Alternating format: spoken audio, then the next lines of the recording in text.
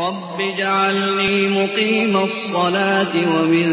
ذريتي ربنا وتقبل دعاء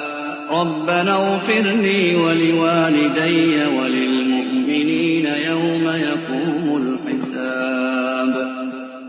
ولا تحسبن الله غافلا عما يعمل الظالمون إنما يؤخرهم ليوم تشخص فيه الأبصار مهطعين مقنعي رؤوسهم لا يرتد إليهم طرفهم وأفئدتهم هواء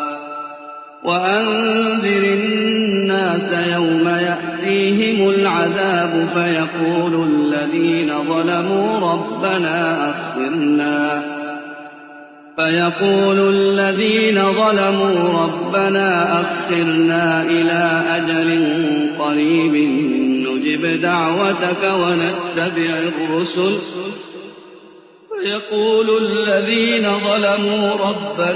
أخرنا إلى أجل قريب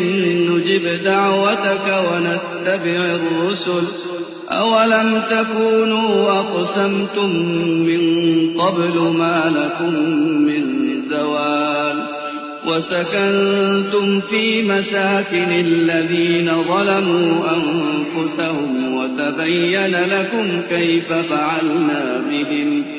وتبين لكم كيف فعلنا بهم وضربنا لكم الأمثال وقد مكروا مكرهم وعند الله مكرهم وإن